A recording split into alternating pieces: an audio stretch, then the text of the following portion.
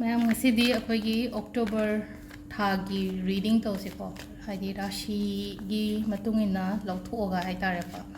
दि अहम हौबदगी अदुम हाइदी अखोगी मेष वृष सुमाइना मथंग मथंग को आई अदुम मागी राशि दो पल्ला पल्लगा अदुमाइना ओइना कनो तौरेको अहमबगी दि अदुम हाइदी अखोगी मेष राशि से को एरिस की हाना येंगसिको अदुगी मतुंगदा मथंग मथंग को हाइदी राशि दुगी माखोगी सीरियल लेना को हाइदी मथंगदा वृष लेबा अदगी मिथुन अदुमाइना को दो अहमबगी ओइना लौथोकदब अहमबगी स्प्रेड से अखोगी एरिस की को एरिस से मेष राशि एन हाइबदो अखोइना मितरोंदा अदो सीसे करम राशि लौगदबनो काइना हांगपसु दुम याविनको अदुदो कनो तौबियोको अखोगी कुथिगी राशि से सी सिना ओइना हाइदी आई ओइना दि हाइदी अदुदुना हेना चानबराइना खले तो अखोगी मैतेगी कुथि से दुम हाइदी अदुगी हिसाब तो दुम पाबियोबा सोमना येंगबा मतमदा हाइतारेको तो सिदा लौथोपिरासेको अहम अमम हाइदी अहमबगिसना ख्वाइ फर्स्ट की को फर्स्ट की सिदा लेरे सिदागी कार्ड से मंगा खतंग लौथोपिरासेको अहम मरी मंगा अतई से लोना थमजनबीग्र से मंगा से लौथो मतुंदा 1 2 3 4 5 अदो सिदा कार्ड मंगा से लेरेको सिदादी चूज तौनबा केमता हाइदी 1 खंदोइने 2 खंदोइने हाइबदो नट्रेको हाइदी सिदा अहमबगिना अखोगी मेष राशि की को एरिस ने गी हाना येंगासेको अहम card अनिसुबा अहमसुबा मरीसुबा मंगासुबा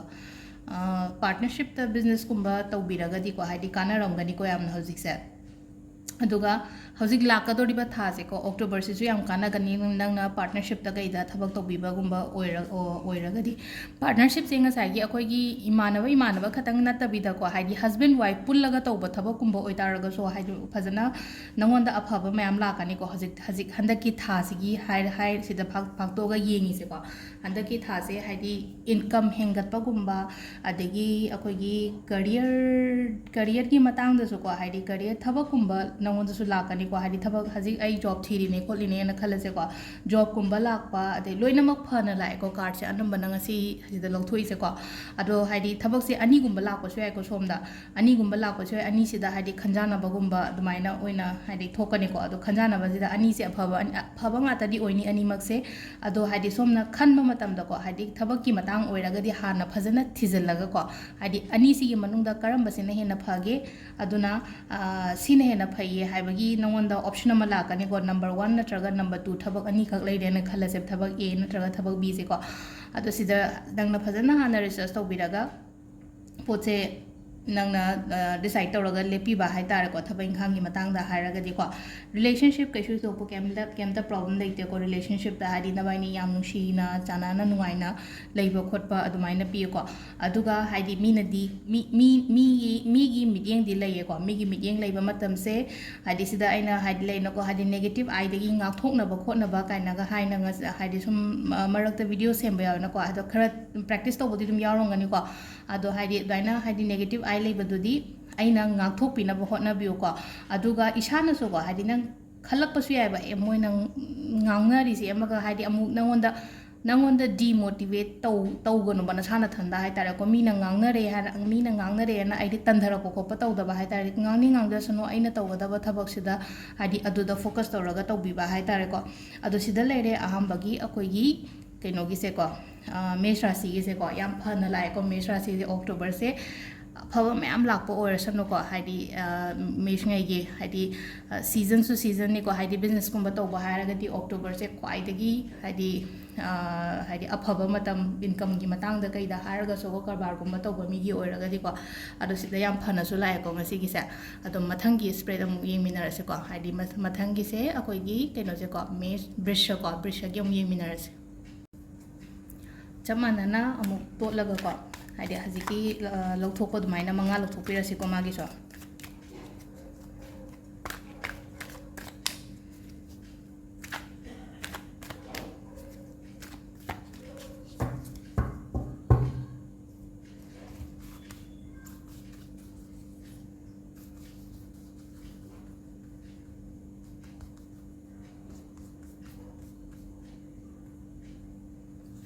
Here's Lego card number 1, card number 2, card number 3,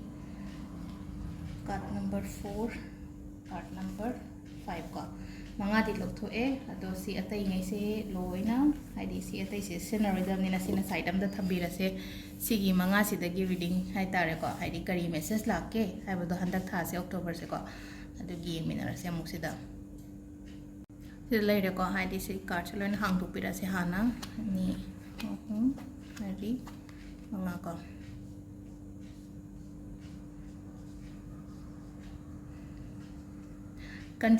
confusion yamna leigiba oy ko haidi hawkhriba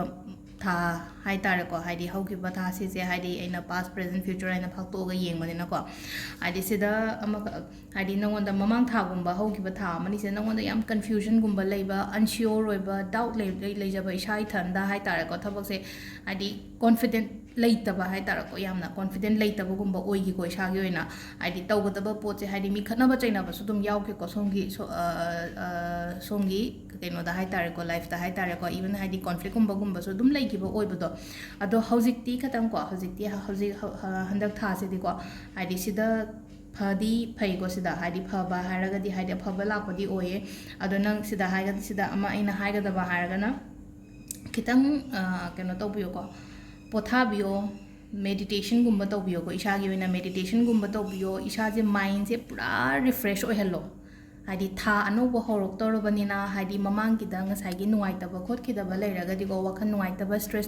stress gumba leiba anxiety gumba leiba khopa adumaina leiraga di ko adumba me am do loina chatkinaba gi damakta na kaino dagi hai tar ko tang la kodoriba tang ama sidagi haidi meditation gumba practice to bisi ko meditation practice to bise matam chana tummo matam chana chao ko haidi kemta khan go nang na sagi hana khalo na sagi health ki khalo na sagi damakta nang gi life ki hana khalo aduga mi atopa gi khalo adugi matungda ishagi khalla matungda hai tare ko nangonda nangna hojik thabok pangthokke na mayam ama khallaga leri ko thabok se pangthokpa se pangthok chamba haigadra natraga pangthokpa ngamdadana leiba thabok se je aduduna yaraga di aigi oina haraga di ko handak tha sina nangna na hangai khalliba mayam do haidi pangthokpiyo thabok oina paikhatpiyo sai kansida aduga पोचे लागाने एंगोंदगी हेक चटखिबदों तोयबा हादि पोचे हादि फंगद्रा आइना खल्लगा सिटलाउ नानथोखिबगुंबदो खुत्तगी अदुमाइने याम तौगलेको हादि नानथोकपा खोतोकपसे अदुना खितंग साइगी मतंगसिदको खितंग हाइसिंगो हादि नानथोकतनबा नंगोंदगी नानथोहंदनबा हाइतारेको मतुंगददि अदो overall last की ओइना हाइरागदिको हादि सिगी थासे हादि फगद्रा high कनो हादि फगद्रा फलोइद्रा high मतमददि हादि अफबदि ओयको हादि सिगी हादि अरोइबददि हाइतारेको हादि थालोरमदाइगुंबा कैगुंबा सिदको नंगोंदा अफबा नुंगाइबा relationship तसु हाइतारेको हादि नांगै खतंग ममांगदा नुंगाइद्रगसु साइकांसिदा खरा फरकनी अदुगा थबा इंखांगी मतंगदा cell थुंगी मतंगदासु हादि ai hai je tha katang roiram dai sai ka se da ko hai khara marak wai de gi nongonda afabadi lakani ko adu nga sai gi pot nang gi khut de gi chi nanthok ki nanthok kan ba se ko si nanthok ta na ba gi damak ta ko hai di mit na katang singba ma darkar oi ko hai di kitang hai singba hai tare ko ado sida leire akoi gi second gi se ko second gi se kaino tawre ko hai di match loire brisha gi loire matang ahum suba mu ko ahum suba se kaino mithun ko gemini hi mina se ko चमाना अमुक तो मियार सिदासो हाइदि card से हाइदि तो लौथोक पसे को अदो स्वाइना आइना हाना लौथो थंबलो सुम हाइदि केनो तो हाइदि केनो तौरगा हाइदि कार्ड से सफल तौरगा तौबिरो हाइबगी दमक्तनी को आइना अमुका हन्ना सफल तौरिसे हाइदि खोइगी कार्ड से तोलगा ममांगदा दुम आइना कार्ड से हाइदि केनो मरक सिदगी ओइना सतोरैसे नत्रगदि हाना तोटप खोटप से अमुक तौले हाइदि मतमदो सांगद्रा आइना खनबगी हांगैदि हापतबने अदो तोलगा ना येंबना नुंगायन हाइरपसु यावेको अदुदुना सिदा केनो तौबिरे दगी लौथोकपिरसे को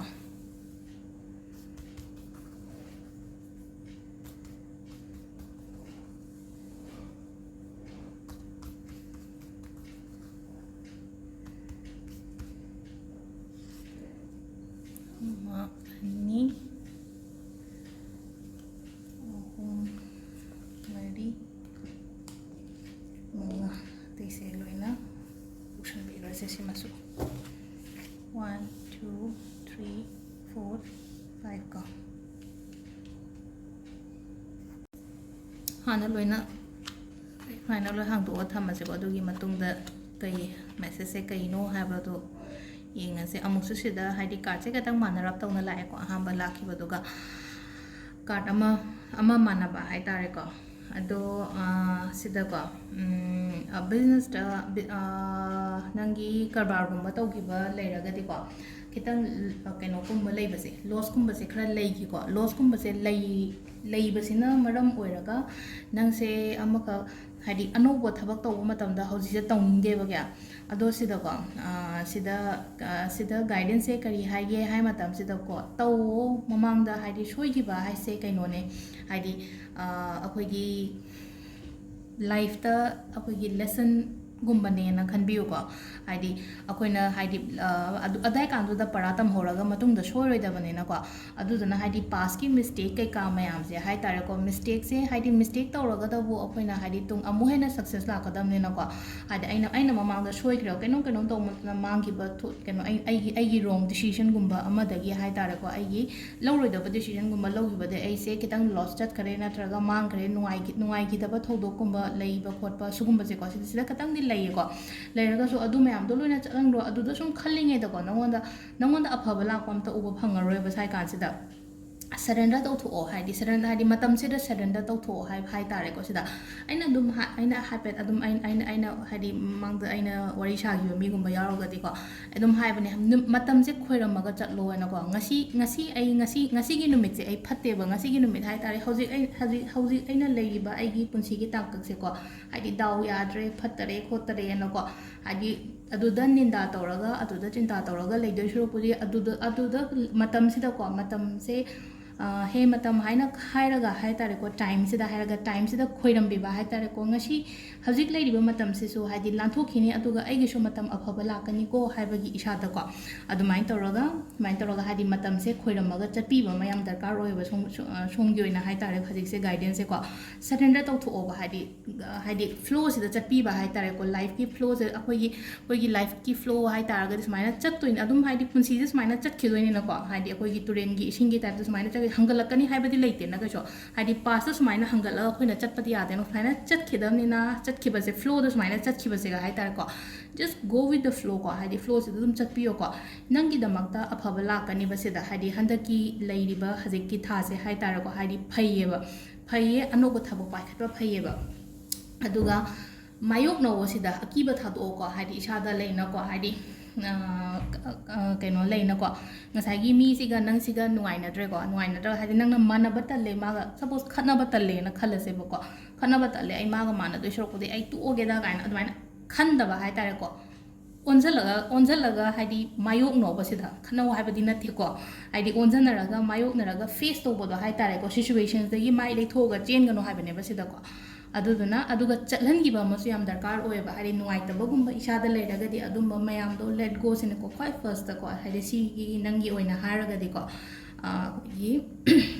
कहीं से अखोगी मिथुन राशि की मींगे से को हाइदि लेट गो तौहनगिबा मयाम दरकार ओइ को हंदक थासे आइगी तमकता फगनी हाइबगी इसादा वखंदा अफबा म खनबियो को अदु सिदा लेरे सिगिसिना मथंगी करकट की मु येंगमिनारसे को मरीसुबगी कैंसर कर्कट से को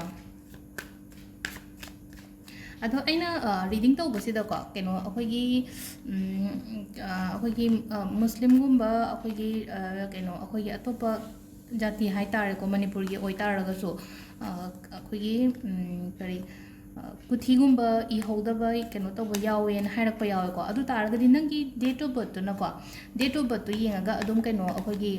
गूगल द कइदा अदुम येंबियोबा नंगी डेट टुगी मतुंगेना नंगी जियोडेक साइन दो अदुमाइ तौरगा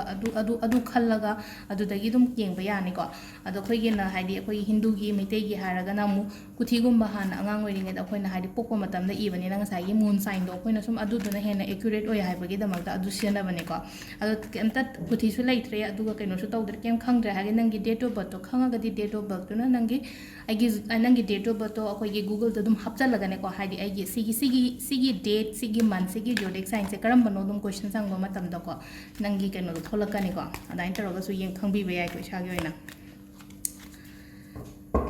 तो मरी सुबगी को चमानना दुम तमिना साइ तरगा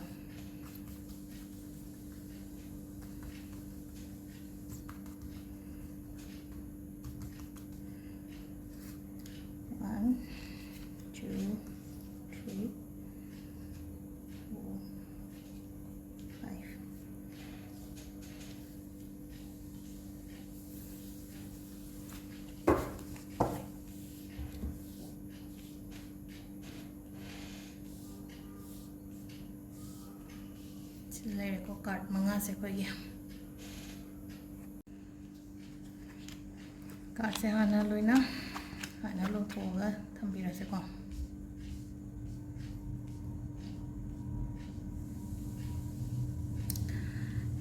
ꯁꯣꯝꯒꯤꯁꯨ ꯃꯃꯥꯡꯗ ꯃꯥꯡꯕ ꯈꯣꯠꯄ ꯈꯔ ꯂꯩꯌꯦꯀꯣ ꯍꯥꯏꯗꯤ ꯂꯣꯁꯀꯨꯝꯕ ꯂꯩꯈꯤꯕꯁꯦ ꯑꯗꯨꯝ ꯂꯩ ꯑꯗꯨꯗꯨꯅ ꯍꯥꯏꯗꯤ ꯂꯣꯁ ꯂꯩꯕꯁꯤꯅ ꯍꯥꯏꯗꯤ ꯍꯧꯖꯤꯛ ꯐꯥꯎꯕꯗ ꯑꯗꯨꯝ ꯋꯥꯈꯜꯁꯦ ꯈꯤꯇꯪ ꯅꯨꯡꯉꯥꯏꯇꯕ ꯈꯣꯠꯇꯕ ꯑꯗꯨꯝ ꯈꯔꯗꯤ ꯂꯩꯔꯤ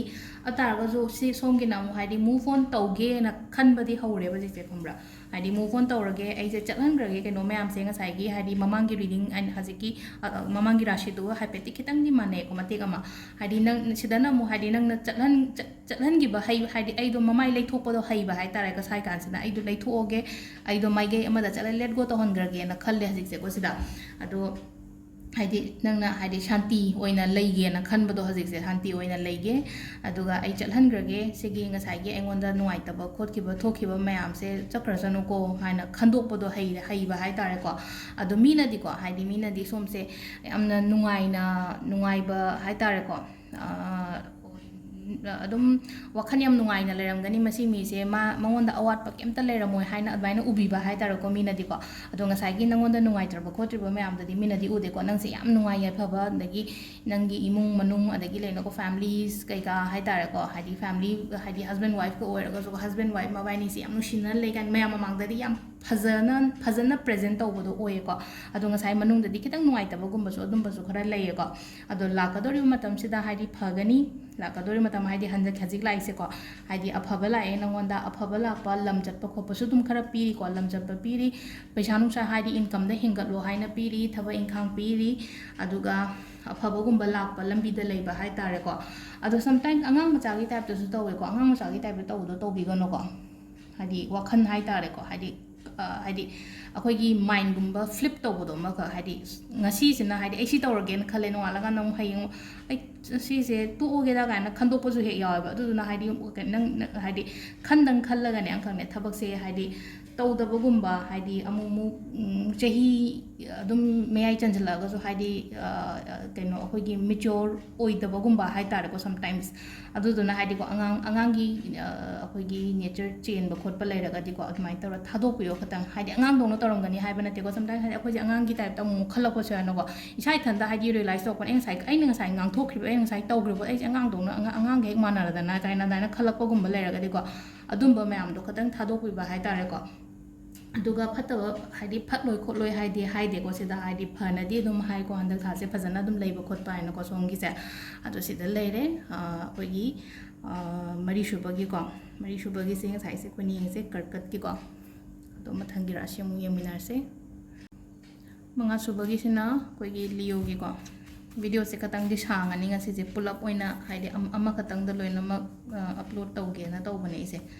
ꯑꯗꯨꯗꯨꯅ ꯍꯥꯏꯗꯤ ꯄꯨꯂꯞ ꯅꯝꯃꯕꯅꯤꯅ ꯈꯤꯇꯪ ꯁꯥꯡꯕꯗꯤ ꯌꯥꯔꯦꯀꯣ ꯑꯗꯣ ꯉꯁꯥꯏꯒꯤ ꯃꯈꯥꯗ ꯃꯥꯒꯤ ꯇꯥꯏꯝꯒꯨꯝꯕ ꯍꯥꯞꯄꯤꯔꯛꯑꯣ ꯍꯥꯏꯕꯗꯣ ꯑꯩꯗꯣ ꯍꯥꯞꯄꯗꯣ ꯍꯦꯛꯇ ꯐꯔꯛ ꯇꯥꯏꯌꯦ ꯍꯥꯏꯗꯤ ꯊꯕꯛ ꯃꯌꯥꯝꯁꯤꯒ ꯑꯗꯨꯅ ꯈꯤꯇꯪ ꯑꯗꯨꯝ ꯍꯥꯏꯗꯤ ꯑꯩꯈꯣꯏꯒꯤ ꯐꯣꯔꯋꯥꯔꯗ ꯇꯧꯔꯒ ꯑꯗꯨꯃꯥꯏꯅ ꯑꯣꯏꯅ ꯌꯦꯡꯕꯤꯔꯣꯀꯣ ꯍꯥꯏꯗꯤ ꯑꯩꯅ ꯏꯊꯟꯗ ꯚꯤꯗꯤꯑꯣꯁꯨ ꯅꯝꯕ ꯏꯊꯟꯗꯁꯨ ꯍꯥꯏꯗꯤ ꯀꯩꯅꯣ ꯇꯧꯕ ꯑꯦꯗꯤꯠ ꯇꯧꯕ ꯈꯣꯠꯄ ꯑꯃꯗꯣ ꯏꯊꯟꯗ ꯄꯨꯡꯇꯧꯗ ꯇꯧꯕꯅꯤ나 ꯑꯗꯣ ꯍꯥꯏꯗꯤ ꯂꯣꯏꯅꯃꯛ ꯌꯥꯝꯅ ꯄꯔꯐꯦꯛꯁꯟꯗꯣ ꯑꯃꯨꯛ ꯄꯤꯕ ꯉꯝꯗꯦꯕ ꯑꯗꯨꯗꯨꯅ ꯍꯥꯏꯐꯦꯠꯇꯪ ꯑꯗꯨꯝ ꯐꯣꯔꯋꯥꯔꯗ ꯇꯧꯔꯒ ꯑꯗꯨꯃꯥꯏꯅ ꯑꯣꯏꯅ ꯌꯦꯡꯕꯤꯔꯣꯀꯣ ꯑꯗꯣ ꯂꯩꯔꯦ ꯀꯥꯔꯠ ꯃꯉꯥꯁꯦ ꯑꯩꯈꯣꯏꯒꯤ ꯀꯩꯅꯣꯒꯤ ꯂꯤꯌꯣꯒꯤꯀꯣ ꯂꯤꯌꯣꯁꯦ ꯑꯩꯈꯣꯏꯒꯤ ꯁꯤꯡꯍ ꯔꯥꯁꯤꯉꯩꯒꯤꯀꯣ ꯁꯤꯗ ꯀꯩꯅꯣ ꯃꯉꯥ ꯁꯨꯕꯁꯤꯅ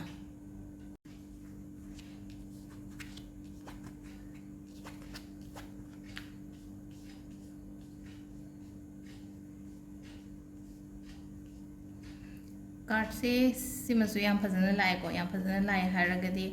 ꯑꯐꯕ ꯑꯗꯨꯝ ꯄꯤꯕ ꯑꯣꯏꯌꯦꯀꯣ ꯁꯤꯃꯁꯨ ꯑꯐꯕ ꯄꯤꯕ ꯍꯥꯏꯔꯒꯗꯤꯀꯣ ꯂꯥꯏꯐꯁꯤꯗ ꯍꯥꯏꯗꯤ ꯍꯣꯠꯅꯕ ꯌꯥꯕꯗꯤ ꯃꯌꯥꯝ ꯑꯃ ꯍꯣꯠꯅꯔꯛꯑꯦꯀꯣ ꯍꯥꯏꯗꯤ ꯌꯥꯝꯅ ꯍꯥꯏꯗꯤ ꯅꯪꯒꯤ ꯑꯣꯏꯅ ꯍꯥꯏꯇꯥꯔꯦꯀꯣ ꯅꯪꯒꯤ ꯑꯣꯏꯅ ꯍꯥꯏꯗꯤ ꯌꯥꯝ ꯊꯕꯛ ꯅꯣꯝꯕ ꯈꯣꯠꯄ ꯌꯥꯝ ꯅꯣꯝꯃꯛꯄ ꯑꯣꯏꯕꯗꯣ ꯊꯕꯛ ꯏꯪꯈꯥꯡ ꯍꯥꯏꯗꯤ ꯁ꯭ꯇ꯭ꯔꯒꯜ ꯌꯥꯝ ꯇꯧꯔꯒ ꯍꯧꯖꯤꯛꯁꯦ ꯅꯨꯡꯉꯥꯏꯌꯦꯕ ꯑꯗꯨꯝ ꯀꯣ ꯅꯨꯡꯉꯥꯏꯌꯦ ꯃꯤꯅ ꯃꯁꯛ ꯈꯪꯕꯤꯕ ꯃꯤ ꯃꯁꯛ ꯑꯣꯏꯌꯦꯀꯣ ꯃꯤꯅ ꯃꯁꯛ ꯈꯪꯕ ꯃꯁꯛꯅ ꯃꯤ ꯑꯣꯏꯌꯦ ꯅꯉꯣꯟꯗ ꯑꯐꯕꯁꯦ ꯍꯧꯖꯤꯛꯁꯨ ꯑꯗꯨꯝ ꯅꯉꯣꯟꯗ ꯑꯗꯨꯝ ꯄꯤꯌꯦꯕ ꯑꯗꯨꯝ ꯍꯥꯏꯗꯤ ꯅꯉꯣꯟꯗ ꯍꯥꯏꯗꯤ ꯁꯦꯜ ꯊꯨꯝꯒꯤ ꯃꯇꯥꯡꯗ ꯑꯣꯏꯔꯣ ꯀꯩꯅꯣꯗ ꯑꯣꯏꯔꯣꯀꯣ ꯃꯃꯥꯡꯗ ꯈꯤꯇꯪ ꯂꯩꯈ꯭ꯔꯒꯁꯨ ꯍꯧꯖꯤꯛꯇꯤ ꯔꯤꯀቨꯔ ꯇꯧꯔꯦꯀꯣ ꯑꯗꯨꯝꯕ ꯃꯌꯥꯝꯗꯨꯗꯒꯤ ꯍꯥꯏꯗꯤ ꯊꯣꯛꯂꯛꯄ ꯉꯝꯃꯦꯀꯣ ꯍꯥꯏꯗꯤ ꯈꯤꯇꯪ ꯑꯩꯈꯣꯏꯒꯤ ꯃꯃꯥꯏ ꯃꯃꯤꯠ ꯄꯥꯡꯉꯛꯄ ꯀꯥꯏ ꯍꯥꯏꯕꯗꯣ ꯑꯩꯈꯣꯏꯒꯤ ꯃꯩꯇꯩ ꯍꯥꯏꯗꯤ ꯑꯩꯈꯣꯏꯒꯤ ꯃꯩꯇꯩꯂꯣꯟ ꯍꯥꯏꯇꯥꯔꯦꯀꯣ ꯐꯖꯅ ꯍꯥꯏꯗꯤ ꯑꯗꯨꯝꯕꯒꯤ ꯃꯑꯣꯡꯗ ꯍꯥꯏꯔꯒꯗꯤ ꯅꯍꯥꯟꯈꯩ ꯃꯤꯅ ꯀꯩꯅꯣ ꯇꯧꯕ ꯈꯣꯠꯄ ꯂꯩꯈ꯭ꯔꯒꯁꯨ ꯍꯧꯖꯤꯛꯄꯨꯗꯤ ꯈꯔ ꯐꯒꯠꯂꯛꯑꯦꯀꯣ ꯍꯧꯖꯤꯛ ꯐꯒꯠꯂꯛꯏꯁꯦ ꯑꯃꯨꯛ ꯍꯦꯟꯅ ꯐꯒꯠꯂꯛꯀꯅꯤꯀꯣ ꯑꯗꯣ ꯍꯥꯏꯗꯤ ꯀꯩꯅꯣ ꯇꯧꯒꯅꯨꯀꯣ ꯍꯥꯏꯗꯤ ꯍꯣꯠꯅꯕ ꯂꯦꯞꯄꯤꯒꯅꯨꯀꯣ ꯁꯣꯝꯒꯤ ꯑꯣꯏꯅ ꯍꯥꯏꯔꯒꯗꯤ ꯍꯣꯠꯅꯕ ꯂꯦꯞꯄꯤꯒꯅꯨ ꯃꯤꯅ ꯐꯖꯅ ꯃꯁꯛ ꯈꯪꯕ ꯃꯁꯛ ꯑꯣꯏꯒꯅꯤꯀꯣ ꯍꯌꯦꯡꯋꯥꯏ ꯃꯤꯅ ꯃꯁꯛ ꯐꯖꯅ ꯃꯤꯅ ꯍꯥꯏꯗꯤ ꯐꯝ ꯑꯃꯗ ꯂꯩꯔꯒ ꯍꯥꯏꯇꯥꯔꯦꯀꯣ ꯐꯝ ꯑꯃꯗ ꯂꯩꯔꯒ ꯃꯤꯅ ꯐꯖꯅ ꯃꯁꯛ ꯈꯪꯕꯁꯨ ꯑꯣꯏꯒꯅꯤ ꯑꯗꯨꯒ ꯍꯟꯗꯛꯀꯤ ꯊꯥꯁꯤꯁꯨ ꯍꯥꯏꯗꯤ ꯑꯐꯕ ꯂꯥꯛꯄꯒꯨꯝꯕ ꯂꯩꯌꯦ ꯑꯐꯕ ꯂꯥꯛꯄꯁꯨ ꯂꯩꯒꯅꯤ ꯑꯗꯨꯒ ꯊꯕꯛ ꯑꯅꯧꯕ ꯀꯔꯕꯥꯔ ꯑꯅꯧꯕꯒꯨꯝꯕ ꯍꯥꯏꯇꯥꯔꯦꯀꯣ ꯁꯤꯖꯟꯒꯤ ꯑꯣꯏꯅ ꯕꯤꯖꯤꯅꯦꯁꯇꯨ ꯇꯧꯕꯁꯨ ꯀꯥꯟꯅꯒꯅꯤꯀꯣ ꯌꯥꯝꯅ ꯁꯤꯖꯟꯒꯤ ꯍꯥꯏꯔꯒꯗꯤ ꯑꯣꯛꯇꯣꯕꯔꯁꯤꯗꯗꯤ ꯍꯥꯏꯗꯤ ꯁꯤꯖꯟꯒꯤ ꯑꯣꯏꯕ ꯐꯦꯁꯇꯤꯚꯦꯜ ꯀꯩꯀꯥ ꯃꯌꯥꯝ ꯂꯩꯕꯅꯤꯅꯀꯣ ꯍꯥꯏꯗꯤ ꯁꯤꯗ ꯁꯤꯖꯅꯦꯜ ꯕꯤꯖꯤꯅꯦꯁꯀꯨꯝꯕꯁꯦ ꯍꯥꯏꯗꯤ ꯁꯣꯝꯗ ꯆꯥꯟꯅꯒꯅꯤꯀꯣ ꯑꯗꯣ ꯁꯤꯗ ꯂꯩꯔꯦ ꯀꯩꯅꯣꯁꯦꯀꯣ ꯑꯩꯈꯣꯏꯒꯤ ꯂꯤꯑꯣꯒꯤꯀꯣ ꯃꯊꯪꯒꯤ ꯑꯃꯨꯛ ꯌꯦꯡꯃꯤꯟꯅꯁꯤ ꯃꯊꯪꯒꯤꯁꯤꯅ ꯀꯩꯅꯣꯒꯤ ꯑꯩꯈꯣꯏꯒꯤ ꯚꯔꯒꯣ ꯀꯩꯅꯥꯒꯤꯀꯣ ꯀꯩꯅꯥꯒꯤꯁꯨ ꯆꯞ ꯃꯥꯟꯅꯅ ꯂꯧꯊꯣꯛꯄꯤꯔꯁꯤꯀꯣ ꯁꯤꯗꯒꯤ ꯍꯥꯏꯗꯤ 5 ꯀꯥꯔꯠꯁ ꯈꯛꯇꯪ ꯂꯧꯊꯣꯛꯄꯤꯔꯁꯤꯀꯣ ꯁꯤꯗꯒꯤ ꯑꯗꯣ 5 ꯀꯥꯔꯠꯁꯦ ꯀꯥꯔꯠ ꯅꯝꯕꯔ 1 2 3 4 5 ꯀꯣ ꯑꯇꯩꯉꯩ ꯁꯦꯂꯦꯛ ꯊꯝꯖꯟꯕꯤꯔꯣ ꯁꯤꯃꯁꯨ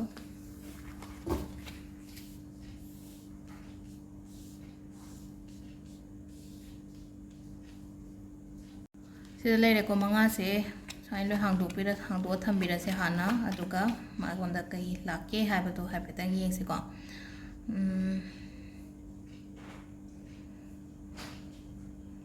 खितंग कनो लेको हाइदी कनो अखोगी स्ट्रेस हाइतारेको स्ट्रेस एंजाइटी गुंबा खतंग लेको इसागी ओइना हाइदी चिंता हाइतारेको चिंता गुंबा खतंग तौवे मरमदुदी हाइदी सोमनेना खंगबिरमनिको हाइदी नंगोंदा चिंता गुंबा खरा लेइबा खोटपा हाइतारेको सिदा अदो अखोगी कइनोदसु खतंग face तौरंगनिको हाइदी अखोगी कपलदा कइनो गुंबा लेइबसे अखोगी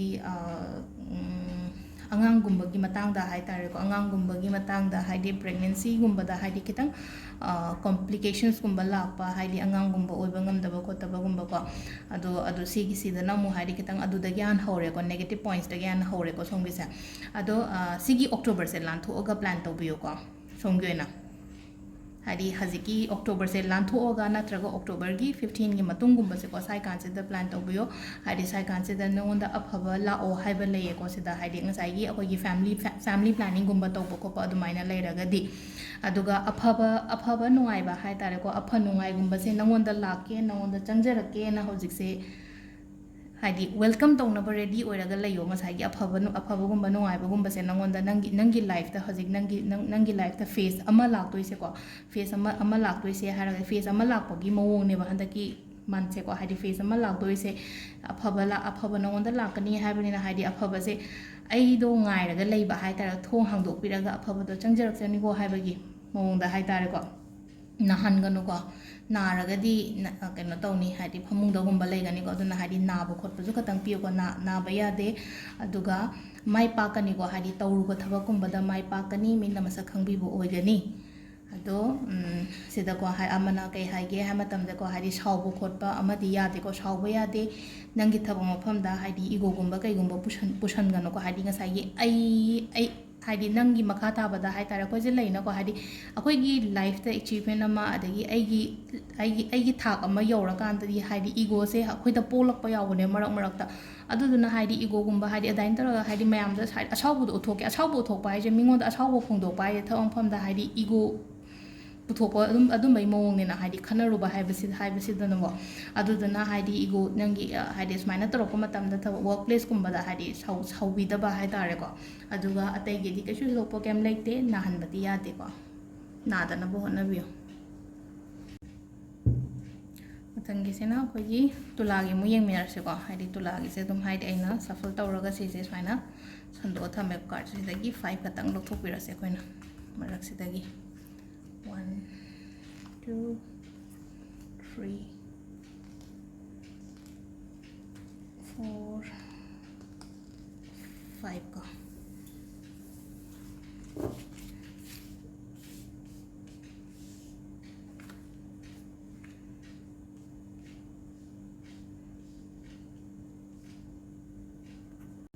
Se yengminarase ko akhoi kainogi tula ngai gi hai tar ko tula libran ngai gi maram do October se akhoi gi libran ngai gi di kaino ne birthday gumba yam taram gani ko haidi October da na number po ne libran ngai se ko ado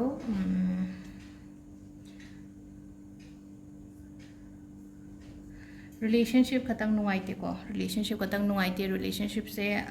ham bada ko relationship se akoi gi nabaini gi marakta mi atopa ma haidi involve kumba tawraga haidi nabaini gi marakta nuaina handaba phok thoon ba hai tare ko nuaina daba thoon ba gumba yamna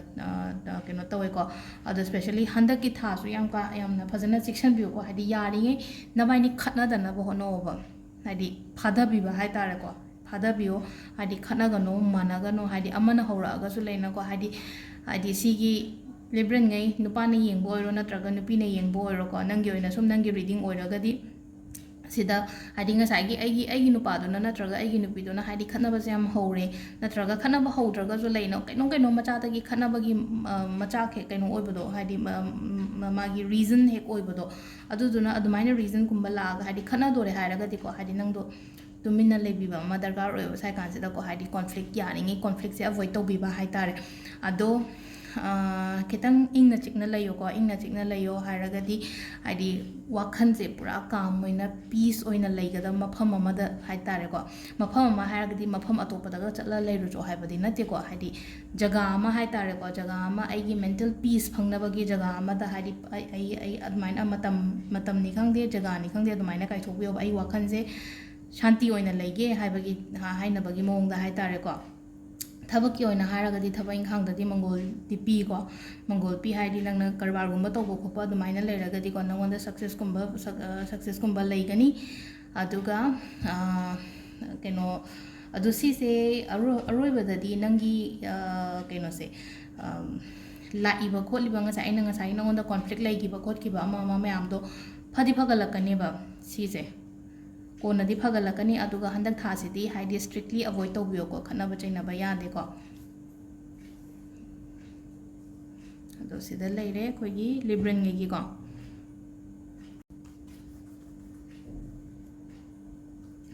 Tangizina Kenogi, Scorpio ko, Scorpio, Brichik Rasi. Number 1, 2, 3, 4, 5.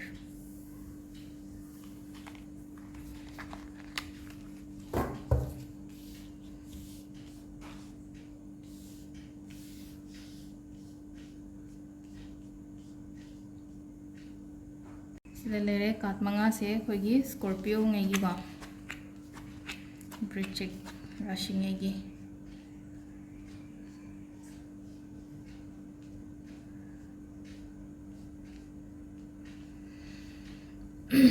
Sumse thabak to matam da ko yam khangan le ko khangan ba hai taragadi haidi thabak se haidi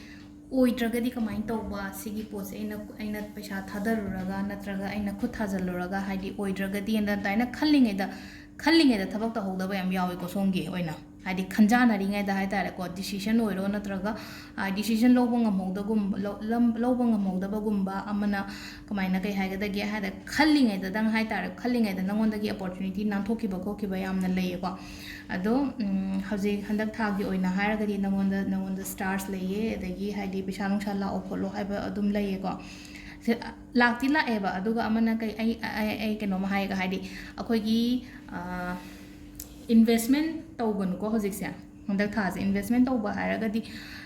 trading online trading ꯍꯥꯏꯔꯁꯤꯀꯣ online ꯇ꯭ꯔꯦꯗꯤꯡꯒꯨꯝꯕ ꯍꯥꯏꯗꯤ ꯖ꯭ꯋꯥꯔꯒꯤ ꯄꯣꯠꯉꯩꯁꯦ ꯁꯤꯗ ꯄꯩꯁꯥ ꯊꯥꯗꯕꯤꯒꯅꯨꯀꯣ ꯁꯤꯗ ꯄꯩꯁꯥ ꯊꯥꯗꯔꯒꯗꯤ ꯍꯥꯏꯗꯤ ꯃꯥꯡꯕ ꯈꯣꯠꯄ ꯑꯗꯨꯃꯥꯏꯅ ꯂꯩꯒꯅꯤꯀꯣ ꯑꯗꯨꯗꯨꯅ ꯍꯥꯏꯗꯤ ꯇꯧꯒꯦ ꯍꯥꯏꯔꯒꯁꯨꯀꯣ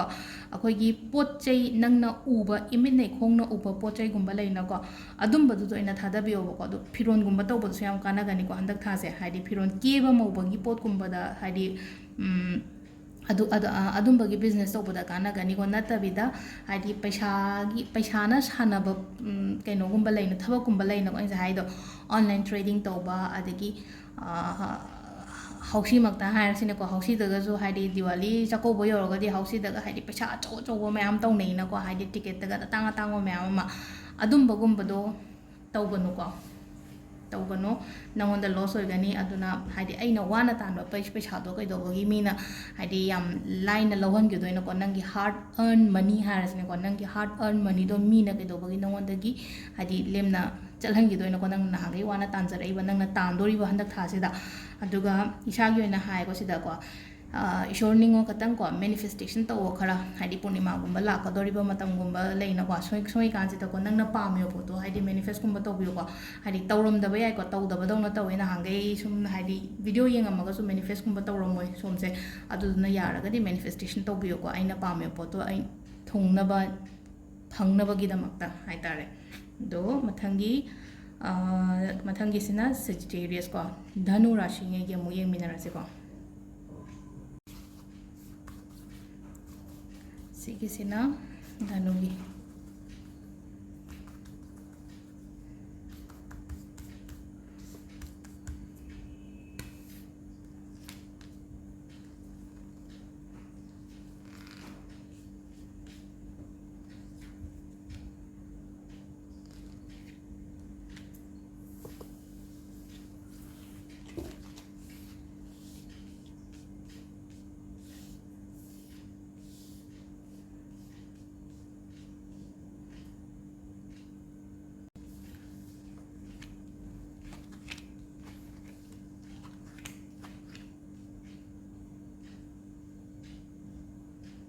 ꯊꯕꯛ ꯁꯨꯕ ꯅꯣꯝꯕ ꯌꯥꯝ ꯀꯜꯂꯦꯀꯣ ꯁꯣꯝꯁꯦ ꯊꯕꯛ ꯁꯨꯕ ꯅꯣꯝꯕ ꯌꯥꯝꯅ ꯀꯜꯂꯦ ꯑꯗꯨꯒ ꯍꯥꯏꯗꯤ ꯈꯨꯠ ꯁꯥꯁꯨ ꯌꯥꯝ ꯍꯩꯔꯝꯒꯅꯤꯀꯣ ꯈꯨꯠ ꯁꯥ ꯍꯩꯕ ꯈꯣꯠꯄ ꯑꯗꯒꯤ ꯋꯥꯈꯜ ꯍꯥꯏꯇꯥꯔꯦꯀꯣ ꯍꯥꯏꯗꯤ ꯌꯥꯝꯅ ꯀ꯭ꯔꯤꯌꯦꯇꯤꯞ ꯑꯣꯏꯕ ꯃꯥꯏꯟ ꯑꯣꯏꯕꯗꯣ ꯑꯣꯏꯌꯦꯀꯣ ꯑꯗꯣ ꯍꯥꯏꯗꯤ ꯃꯃꯥꯡꯗ ꯍꯥꯏꯇꯥꯔꯦꯀꯣ ꯃꯃꯥꯡꯁꯤꯗ ꯍꯥꯏꯗꯤ ꯅꯪꯉꯣꯟꯗ ꯈꯤꯇꯪ ꯅꯪꯒꯤ ꯑꯣꯏꯅ ꯍꯥꯏꯇꯥꯔꯦ ꯅꯪꯒꯤ ꯑꯣꯏꯅ ꯃꯤꯅ ꯑꯩꯈꯣꯏꯒꯤ ꯀꯩꯅꯣꯒꯨꯝꯕ ꯇꯧꯕꯗꯣ ꯆꯤꯠꯀꯨꯝꯕ ꯇꯧꯔꯝꯕꯒꯨꯝꯕ ꯂꯩꯌꯦꯕ ꯈꯔ ꯍꯥꯏꯗꯤ ꯆꯤꯠꯀꯨꯝꯕ ꯇꯧꯔꯝꯕ ꯍꯥꯏꯔꯒꯗꯤ ꯍꯥꯏꯗꯤ ꯑꯣꯏꯗ ꯄꯥꯗꯕ ꯇꯧꯔꯒ ꯄꯩꯁꯥꯒꯨꯝꯕ ꯂꯧꯈꯤꯕ ꯈꯣꯠꯈꯤꯕ ꯅꯪꯉꯣꯟꯗꯒꯤ ꯑꯗꯨꯃꯥꯏꯅꯒꯨꯝꯕ ꯂꯩꯒꯅꯤꯀꯣ ꯂꯩꯒꯅꯤ ꯅꯠꯇꯦ ꯂꯩꯈ꯭ꯔꯦ ꯑꯩꯅ ꯍꯥꯏꯕꯗ ꯍꯥꯏꯗꯤ ꯄꯥꯁ ꯇꯦꯟꯁ ꯑꯩꯅ ꯍꯥꯏꯒꯗꯕꯗꯤ ꯍꯥꯏꯗꯤ ꯄ꯭ꯔꯦꯖꯦꯟ ꯑꯣꯏꯅ ꯍꯥꯏꯔꯦꯀꯣ ꯑꯗꯣ ꯅꯪꯉꯣꯟꯗꯒꯤ ꯍꯥꯏꯗꯤ ꯇꯧꯁꯟꯅꯔꯒ ꯅꯪꯉꯣꯟꯗꯒꯤ ꯃꯠꯈꯤꯕ ꯈꯣꯠꯈꯤꯕ ꯈꯔ ꯂꯩꯌꯦꯀꯣ ꯑꯗꯣ ꯍꯥꯏꯗꯤ ꯑꯗꯨ ꯍꯧꯈ꯭ꯔꯦ ꯐꯔꯦ ꯑꯗꯣ ꯍꯧꯖꯤꯛꯀꯤ ꯑꯣꯏꯅ ꯅꯪꯅ ꯍꯧꯖꯤꯛ ꯍꯣꯠꯅꯔꯤꯕ ꯄꯣꯠ ꯃꯌꯥꯝꯁꯦ ꯁꯤꯒꯤ ꯃꯍꯩ ꯐꯖꯅ ꯐꯪꯒꯅꯤꯀꯣ ꯅꯪꯅ ꯍꯣꯠꯅꯔꯤꯕ ꯄꯣꯠꯁꯤꯒꯤ ꯅꯪꯉꯣꯟꯗ ꯑꯐꯕ ꯐꯖꯅ ꯑꯐꯕ ꯍꯥꯏꯗꯤ ꯔꯤꯖꯜ ꯍꯥꯏꯇꯥꯔꯦꯀꯣ ꯔꯤꯖꯜ ꯑꯥꯎꯠꯀꯝꯁꯦ ꯍꯥꯏꯇꯥꯔꯦꯀꯣ ꯅꯪꯒꯤ ꯑꯣꯏꯅ ꯍꯧꯖꯤꯛꯀꯤ ꯑꯣꯏꯅ ꯍꯟꯗꯛꯀꯤ ꯂꯥꯛꯀꯗꯧꯔꯤꯕ ꯊꯥꯁꯦ ꯑꯥꯎꯠꯀꯝꯁꯦ ꯐꯖꯅ ꯐꯒꯅꯤ ꯁꯅꯥꯒꯨꯝꯕ ꯀꯔꯕꯥꯔ ꯇꯧꯕ ꯃꯤ ꯑꯣꯏꯇꯥꯔꯒꯗꯤꯀꯣ ꯑꯃꯨꯛ ꯍꯦꯟꯅ ꯐꯒꯅꯤ ꯅꯪꯉꯣꯟꯗ ꯍꯧꯖꯤꯛ ꯍꯟꯗꯛ ꯊꯥꯁꯦ ꯍꯥꯏꯗꯤ ꯒ꯭ꯔꯣꯠ ꯌꯥꯝ ꯂꯩꯒꯅꯤꯀꯣ ꯁꯅꯥꯒꯨꯝꯕ ꯑꯩꯈꯣꯏꯒꯤ ꯖ꯭ꯋꯦꯂꯔꯁꯀꯨꯝꯕ ꯍꯥꯏꯇꯥꯔꯦꯀꯣ ꯖ꯭ꯋꯦꯂꯔꯁꯀꯨꯝꯕ ꯖ꯭ꯋꯦꯂꯔꯤꯒꯨꯝꯕ ꯌꯣꯟꯕ ꯃꯤ ꯑꯣꯏꯇꯥꯔꯒꯗꯤ ꯅꯪꯉꯣꯟꯗ ꯑꯃꯨꯛ ꯍꯦꯟꯅ ꯄ꯭ꯔꯣꯐꯤꯠ ꯂꯥꯛꯄ ꯏꯟꯀꯝ ꯌꯥꯝ ꯐꯖꯅ ꯂꯥꯛꯄꯗꯣ ꯑꯣꯏꯌꯦꯀꯣ ꯍꯟꯗꯛꯀꯤ ꯊꯥꯁꯦ ꯑꯗꯨꯒ ꯀꯩꯅꯣ ꯇꯧꯋꯣ ꯍꯧꯖꯤꯛ ꯂꯩꯅꯀꯣ ꯑꯩꯅ ꯇꯧꯔꯤꯕ ꯊꯕꯛꯁꯤꯗ ꯑꯩ ꯀꯩꯅꯣꯝꯃ ꯍꯥꯞꯆꯤꯟꯒꯦ ꯀꯩꯅꯣꯝꯃ ꯀ꯭रिꯌꯦꯇꯤꯕꯤꯇꯤꯅꯤ ꯈꯪꯗꯦ ꯅꯠꯇ꯭ꯔꯒ ꯍꯥꯏꯗꯤ ꯑꯅꯧꯕ ꯄꯣꯠ ꯑꯃ ꯍꯥꯞꯆꯤꯟꯒꯦ ꯑꯥꯏꯗꯤꯌꯥꯁ ꯃꯌꯥꯝ ꯑꯃ ꯍꯥꯞꯆꯤꯟꯒꯦ ꯍꯥꯏꯔꯒꯗꯤꯀꯣ ꯊꯨꯅ ꯍꯥꯞꯍꯧꯋꯣ ꯈꯜꯂꯒꯗꯪ ꯂꯩꯒꯅꯨꯀꯣ ꯍꯥꯏꯗꯤ ꯌꯥꯔꯒꯗꯤꯀꯣ ꯌꯥꯝ ꯊꯨꯅꯀꯣ ꯍꯥꯏꯗꯤ ꯇꯥꯡꯁꯦ ꯍꯥꯏꯗꯤ ꯃꯌꯥꯏ ꯆꯟꯁꯤꯟꯗ꯭ꯔꯤꯉꯩꯗ ꯍꯥꯏꯇꯥꯔꯦꯀꯣ ꯇꯥꯡ 10 ꯐꯥꯎꯕꯒꯤ ꯃꯃꯥꯡꯗ ꯍꯥꯏꯇꯥꯔꯦ ꯇꯥꯡ 9 10 ꯐꯥꯎꯕꯒꯤ ꯃꯃꯥꯡꯗꯀꯣ ꯅꯪꯅ ꯇꯧꯗꯣꯔꯤꯕ ꯄ꯭ꯂꯥꯟ ꯃꯌꯥꯝꯗꯣ ꯐꯖꯅ ꯇꯧꯍꯧꯕ ꯄꯥꯡꯊꯣꯛꯑꯣ ꯍꯥꯏꯇꯥꯔꯦꯀꯣ ꯃꯊꯧ ꯑꯣꯏꯅ ꯄꯥꯡꯊꯣꯛꯑꯣ ꯑꯦꯛꯁꯟ ꯂꯧ ꯍꯥꯏꯇꯥꯔꯦ ꯁꯤꯗꯀꯣ ꯑꯗꯣ ꯁꯤꯗ ꯂꯩꯔꯦ ꯑꯩꯈꯣꯏꯒꯤ ꯀꯩꯅꯣꯒꯤꯁꯦꯀꯣ ꯁꯦꯖꯤꯇꯦꯔꯤꯌꯁꯀꯣ ꯙꯅꯨꯒꯤ ꯃꯤꯉꯩꯒꯤꯁꯤꯅ ꯁꯤ ꯂꯩꯔꯦ ꯑꯍꯨꯝ ꯈꯛꯇꯪ ꯉꯥꯏꯁꯜꯂꯛꯑꯦ ꯃꯀꯔꯅꯦ ꯑꯩꯈꯣꯏꯒꯤ ꯀꯩꯅꯣ ꯃꯀꯔꯗꯒ ꯃꯤꯟꯅꯒ ꯀꯩꯅꯣꯒꯗ ꯉꯥꯏꯔ ꯃꯥꯜꯂꯦ ꯀꯨꯝꯕꯒꯗ ꯉꯥꯏꯔ ꯃꯥꯜꯂꯦ ꯃꯊꯪꯒꯤ ꯑꯃꯨꯛ ꯌꯦꯡꯕꯅ ꯃꯊꯪꯒꯤꯁꯦ ꯀꯩꯅꯣꯀꯣ ꯀꯦꯄ꯭ꯔꯤꯀꯣꯟꯁꯦ ꯃꯀꯔ ꯔꯥశꯤꯉꯩꯒꯤ ꯑꯃꯨꯛ ꯌꯦꯡꯃꯤꯟꯅꯔꯁꯤꯀꯣ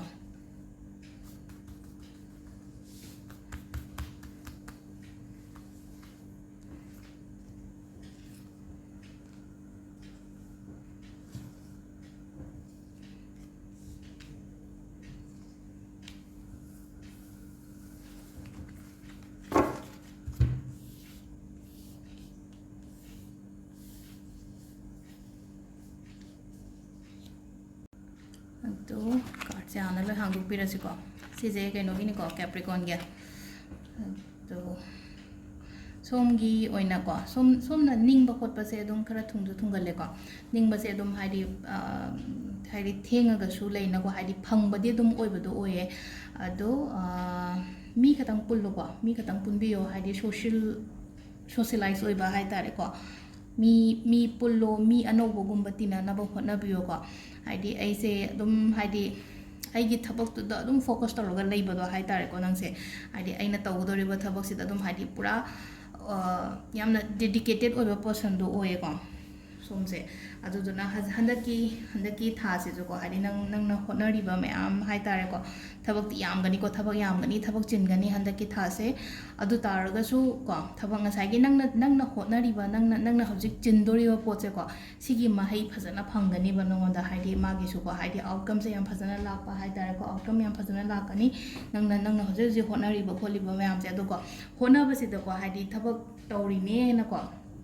ꯑꯗꯨꯝ ꯍꯥꯏꯗꯤ ꯅꯣꯡꯉꯥꯟꯕꯗꯒꯤ ꯅꯨꯃꯤꯠ ꯇꯥꯕ ꯐꯥꯎꯕ ꯏꯁꯥꯒꯤ ꯑꯣꯏꯅ ꯃꯇꯝ ꯈꯤꯇꯪ ꯀꯥꯏꯊꯣꯛꯄꯤꯌꯨꯀꯣ ꯁꯤꯗꯁꯨꯀꯣ ꯏꯁꯥꯒꯤ ꯑꯣꯏꯅ ꯑꯩ ꯄꯣꯊꯥꯕꯒꯤ ꯃꯇꯝ ꯍꯥꯏꯇꯥꯔꯦꯀꯣ ꯑꯩꯒꯤ ꯑꯣꯏꯅ ꯄꯨꯡ ꯑꯃ ꯑꯩ ꯅꯣꯡꯃꯒꯤ ꯄꯨꯡ ꯑꯃ ꯅꯠꯇ꯭ꯔꯒ ꯄꯨꯡ ꯑꯃꯁꯤꯗꯤ ꯑꯩꯒꯤꯅꯦ ꯑꯩꯒꯤꯗꯃꯛꯇꯅꯦ ꯍꯥꯏꯔꯒ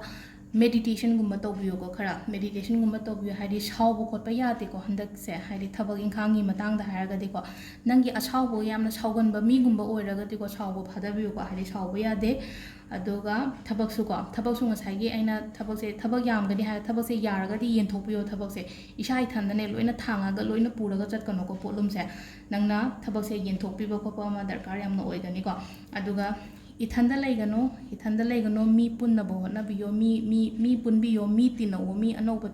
ꯑꯅꯧꯕ ꯇꯤꯟꯅꯔꯒ ꯅꯉꯣꯟꯗ ꯑꯃꯨꯛ ꯍꯦꯟꯅ ꯅꯉꯣꯟꯗ ꯅꯪꯒꯤ ꯊꯕꯛꯇ ꯅꯪꯒꯤ ꯀꯔꯤꯌꯔꯗ ꯅꯪꯒꯤ ꯕꯤꯖꯤꯅꯦꯁꯇ ꯍꯥꯏꯗꯨꯗꯨꯅ ꯃꯇꯦꯡ ꯍꯥꯏꯇꯥꯔꯦꯀꯣ ꯑꯐꯕ ꯂꯝꯕꯤ ꯑꯃ ꯁꯣꯏꯗꯅ ꯌꯥꯜꯂꯛꯀꯅꯤ ꯑꯗꯨꯅ ꯍꯥꯏꯗꯤ ꯃꯤꯒꯨꯝꯕ ꯈꯇꯪ ꯄꯨꯟꯕꯤꯌꯨꯀꯣ ꯅꯪꯒꯤꯁꯤꯅ ꯏꯀ꯭ꯋꯦꯔꯤꯌꯁꯁꯦ ꯑꯩꯈꯣꯏꯒꯤ ꯀꯨꯝꯕ ꯔꯥಶꯤ ꯍꯥꯏꯕ ꯑꯃꯇꯪ ꯇꯧꯕꯅꯦ ꯃꯩꯇꯩꯂꯣꯟꯗ ꯃꯥꯅꯦ ꯀꯨꯝꯕꯅꯦꯏꯀ꯭ꯋꯦꯔꯤꯌꯁ ꯆꯞ ꯃꯥꯟꯅꯅ ꯁꯤꯗꯒꯤꯁꯨ 5 ꯂꯧꯊꯣꯛꯄꯤꯔꯁꯤꯀꯣ ꯂꯣꯏꯁꯤꯜꯂꯛꯇꯣꯔꯦ ꯚꯤꯗꯤꯑꯣꯁꯦ ꯑꯃꯈꯛꯇꯪ ꯉꯥꯏꯁꯜꯂꯛꯑꯦ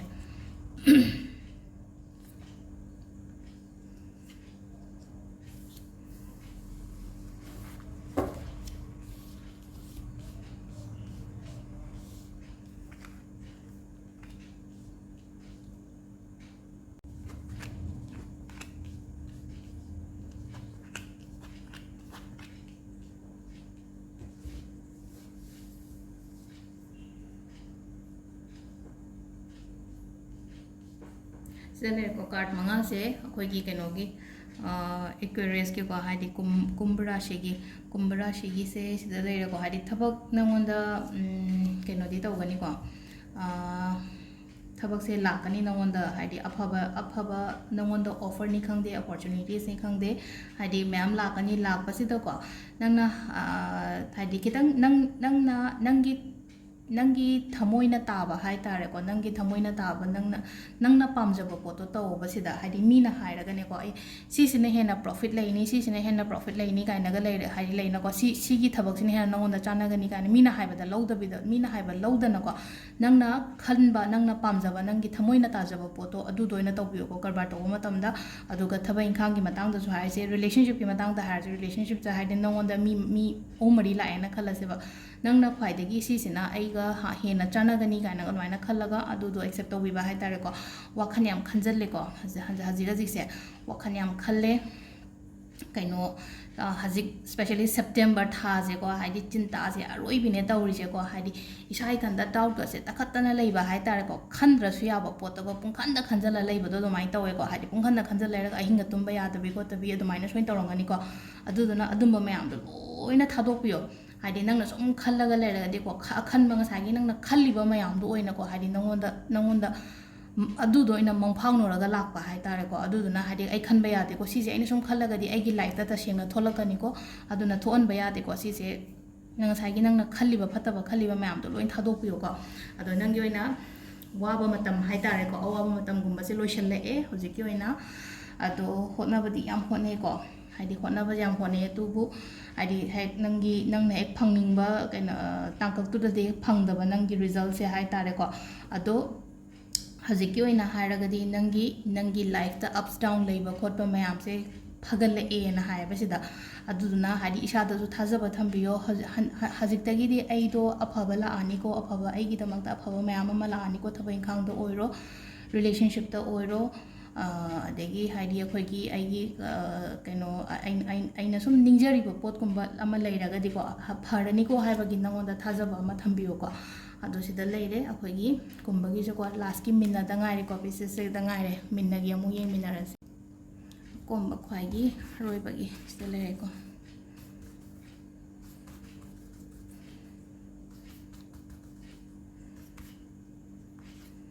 ꯋꯥꯟ ꯇꯨ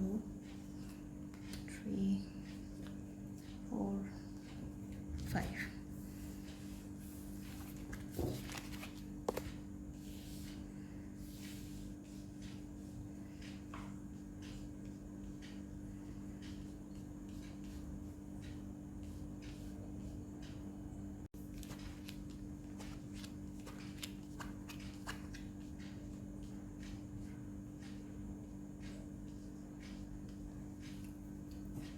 ꯁꯤꯁꯤꯅ ꯀꯩꯅꯣꯒꯤ ꯂꯥꯁꯀꯤ ꯔꯥಶꯤꯁꯦ ꯃꯤꯟꯅꯒꯤꯀꯣ ꯃꯤꯟꯅꯒꯤꯁꯦ ꯃꯃꯥꯡꯗ ꯈꯤꯇꯪ ꯊꯧꯗꯣꯛ ꯅꯨꯡꯉꯥꯏꯇꯕ ꯍꯥꯏꯇꯥꯔꯦ ꯍꯥꯏꯗꯤ ꯈꯨꯗꯣꯡꯊꯤꯕꯒꯨꯝꯕ ꯊꯣꯛꯈꯤꯕ ꯂꯩꯌꯦꯀꯣ ꯍꯥꯏꯗꯤ ꯃꯃꯥꯡꯗꯗꯤ ꯍꯥꯏꯗꯤ ꯈꯨꯗꯣꯡꯊꯤꯕꯒꯨꯝꯕ ꯊꯣꯛꯈꯤꯕ ꯂꯩꯌꯦ ꯑꯗꯣ ꯍꯧꯖꯤꯛꯁꯨ ꯉꯥꯏꯔꯦꯀꯣ ꯍꯧꯖꯤꯛꯁꯦ ꯍꯥꯏꯗꯤ ꯑꯩꯁꯦ ꯅꯪꯅ ꯊꯕꯛ ꯇꯧꯕ ꯃꯇꯝꯗꯀꯣ ꯈꯤꯇꯪ ꯊꯦꯡꯒꯜꯂꯦ ꯍꯥꯏꯗꯤ ꯔꯤꯖꯜ ꯂꯥꯛꯄꯁꯦꯈꯤꯇꯪ ꯊꯦꯡꯉꯦ ꯑꯗꯨꯗꯨꯅꯀꯣ ꯑꯃꯨꯛ ꯕꯤꯠ ꯌꯥꯝ ꯍꯟꯕꯗꯣ ꯇꯧꯋꯦꯕ ꯑꯗꯣ ꯍꯟꯒꯅꯨꯀꯣ ꯕꯤꯠꯁꯦ ꯍꯥꯏꯗꯤ ꯇꯧꯕꯤꯌꯣ ꯍꯥꯏꯗꯤ ꯅꯪꯅ ꯕꯤꯠ ꯍꯜꯂꯒ ꯐꯝꯃꯒ ꯂꯩꯊꯣꯛꯈ꯭ꯔꯒꯗꯤ ꯅꯪꯒꯤ ꯄꯣꯠꯇꯣ ꯑꯣꯏꯔꯣꯏꯕ ꯑꯗꯨꯗꯨꯅ ꯑꯩꯗꯣ ꯕꯤꯠ ꯍꯟꯕ ꯌꯥꯗꯦꯀꯣ ꯑꯩ ꯇꯟꯕ ꯌꯥꯗꯦꯀோ ꯍꯥꯏꯅ ꯑꯗꯨꯃꯥꯏꯅ ꯇꯟꯕ ꯍꯥꯏꯔꯒꯗꯤ ꯑꯩꯈꯣꯏꯁꯦ ꯊꯕꯛꯁꯦ ꯁꯨꯝ ꯇꯧꯗꯤ ꯇꯧꯋꯦ ꯍꯥꯏꯗꯤ ꯑꯗꯨꯒ ꯍꯥꯏꯗꯤ ꯃꯥꯒꯤ ꯃꯇꯤꯛ ꯆꯥꯕ ꯑꯥꯎꯠꯀꯝ ꯂꯥꯛꯇ꯭ꯔꯒꯗꯤ ꯇꯟꯊꯔꯛꯏꯗꯅꯀꯣ ꯑꯗꯨꯗꯨꯅ ꯍꯥꯏꯗꯤ ꯁꯣꯝꯗ ꯏꯁꯥꯗ ꯇꯟꯊꯔꯛꯄ ꯐꯥꯎꯔꯝꯒꯅꯤꯕ ꯑꯗꯨ ꯇꯟꯊꯔꯛꯄ ꯌꯥꯗꯦꯀோ ꯁꯤꯗ ꯇꯟꯊꯔꯛꯄ ꯌꯥꯗꯦ ꯍꯣꯠꯅꯕꯤꯒꯗꯕꯅꯤ ꯍꯣꯠꯅꯔꯒ ꯍꯥꯏꯗꯤ ꯅꯪꯅ ꯇꯧꯔꯤꯕ ꯄꯣꯠꯇꯣ ꯃꯥꯏ ꯁꯣꯏꯗꯅ ꯄꯥꯛꯀꯅꯤꯀꯣ ꯑꯗꯨꯒ ꯏꯃꯨꯡ ꯃꯅꯨꯡꯒꯤ ꯑꯣꯏꯅ ꯍꯥꯏꯔꯒꯗꯤ ꯈꯤꯇꯪ ꯅꯨꯡꯉꯥꯏꯇꯕ ꯈꯣꯠꯇꯕꯒꯨꯝꯕ ꯑꯗꯨꯃꯥꯏꯅ ꯂꯩꯌꯦꯀꯣ ꯑꯗꯨꯕꯨ ꯌꯥꯝꯅ ꯁꯤꯒꯤ ꯂꯣꯏꯔꯛꯄ ꯃꯇꯝꯗꯗꯤ ꯍꯥꯏꯇꯥꯔꯦꯀꯣ ꯊꯥꯒꯨꯝꯕ ꯂꯣꯏꯁꯤꯜꯂꯛꯄ ꯃꯇꯝ ꯃꯌꯥꯏꯋꯥꯏꯁꯤꯗꯒꯤꯗꯤ ꯍꯥꯏꯗꯤ ꯋꯥꯈꯜ ꯌꯥꯝꯅ ꯁꯥꯟꯇꯤ ꯂꯩꯒꯅꯤꯀꯣ ꯁꯣꯝꯗ ꯋꯥꯈꯜ ꯌꯥꯝ ꯁꯥꯟꯇꯤ ꯑꯣꯏꯅ ꯂꯩꯒꯅꯤ ꯌꯥꯝꯅ ꯄीसफुली ꯂꯩꯒꯅꯤꯀꯣ ꯁꯣꯝꯒꯤ ꯀꯩꯅꯣꯁꯦ ꯑꯗꯣ ꯉꯁꯥꯏꯒꯤ ꯏꯃꯨꯡ ꯃꯅꯨꯡꯗ ꯉꯁꯥꯏꯒꯤ ꯅꯨꯡꯉꯥꯏꯇꯕ ꯍꯥꯏꯁꯦꯀꯣ ꯍꯥꯏꯗꯤ ꯉꯁꯥꯏꯒꯤ ꯑꯩꯈꯣꯏꯒꯤ ꯁꯦꯜꯅ ꯃꯔꯝ ꯑꯣꯏꯔꯒꯒꯨꯝꯕ ꯑꯗꯨꯃꯥꯏꯅ ꯐꯦꯃꯤꯂꯤ ꯃꯔꯛꯇ ꯅꯨꯡꯉꯥꯏꯇꯕ ꯈꯣꯠꯇꯕ ꯑꯗꯨꯃꯥꯏꯅ ꯈꯤꯇꯪ ꯂꯩꯌꯦꯀꯣ ꯑꯗꯣ ꯖꯁ ꯇꯦꯝꯄꯔꯔꯤꯅꯦꯀꯣ ꯍꯥꯏꯗꯤ ꯊꯥꯒꯤ ꯑꯣꯏꯅ ꯌꯦꯡꯕꯅꯤꯅ ꯁꯤꯅ ꯍꯟꯗꯛ ꯊꯥ ꯈꯛꯇꯪꯒꯤ ꯑꯗꯨꯃꯥꯏꯅ ꯑꯣꯏꯒꯗꯕꯅꯦꯀꯣ ꯑꯗꯨꯒ ꯅꯪꯅ ꯍꯣꯠꯅꯔꯤꯕ ꯅꯪꯅ ꯍꯧꯖꯤꯛ ꯍꯣꯠꯅꯔꯤꯕ ꯃꯌꯥꯝꯗꯣ ꯅꯪꯅ ꯃꯥꯏꯗꯤ ꯁꯣꯏꯗꯅ ꯄꯥꯛꯀꯅꯤ ꯑꯗꯨꯒ ꯑꯩ ꯐꯪꯗ꯭ꯔꯦ ꯊꯦꯡꯉꯦ ꯈꯣꯠꯂꯦꯅꯀꯣ ꯀꯩꯅꯣ ꯇꯟꯊꯕ ꯈꯣꯠꯊꯕ ꯇꯧꯔꯔꯣꯏꯒꯦ ꯀꯥꯏꯅꯗꯤ ꯈꯟꯕꯤꯒꯅꯨꯀꯣ ꯇꯧꯕꯤꯌꯣ ꯑꯗꯨꯝ ꯑꯗꯣ ꯀꯥꯔꯠ ꯃꯌꯥꯝꯒꯤ ꯑꯩꯈꯣꯏꯒꯤ ꯂꯣꯏꯅ ꯌꯦꯡꯕ ꯂꯣꯏꯔꯦꯀꯣ ꯉꯁꯤꯒꯤꯁꯦ ꯑꯗꯨꯝ ꯑꯩ ꯇꯥꯡ ꯑꯃ ꯅꯠꯇ꯭ꯔꯒꯁꯨ ꯇꯥꯡ ꯑꯃ ꯃꯃꯥꯡꯗ ꯍꯥꯞꯀꯦꯅ ꯇꯧꯕꯅꯦ ꯍꯥꯏꯗꯤ ꯗꯦꯠ 1ꯗ ꯍꯥꯞꯇꯣꯏ ꯁꯔꯨꯛꯄꯨꯗꯤ ꯅꯣꯡꯃ ꯋꯥꯠꯂꯤꯉꯩꯗ ꯑꯣꯏꯅ ꯍꯥꯞꯀꯦꯅꯀꯣ ꯑꯗꯣ ꯀꯩꯅꯣ ꯇꯧꯔꯦ ꯁꯤꯗ ꯂꯩꯔꯦ ꯉꯁꯤꯒꯤ ꯔꯥಶꯤ ꯂꯣꯏꯅꯃꯛꯀꯤꯁꯦꯀꯣ ꯍꯌꯦꯡꯒꯤ ꯑꯃꯨꯛ ꯍꯥꯏꯇꯥꯔꯒꯗꯤ ꯃꯊꯪ ꯂꯥꯛꯀꯗꯕ ꯅꯨꯡꯇꯤꯒꯤ ꯑꯗꯨꯃꯥꯏꯅ ꯇꯧꯕꯗꯣ ꯅꯨꯡꯇꯤꯒꯤ ꯔꯤꯗꯤꯡꯒꯤꯗꯃꯛꯇ ꯑꯃꯨꯛ ꯃꯊꯪꯒꯤ ꯚꯤꯗꯤꯑꯣ ꯌꯦꯡꯃꯤꯟꯅꯔꯁꯤꯀꯣ ꯊꯦꯡꯛ ꯌꯨ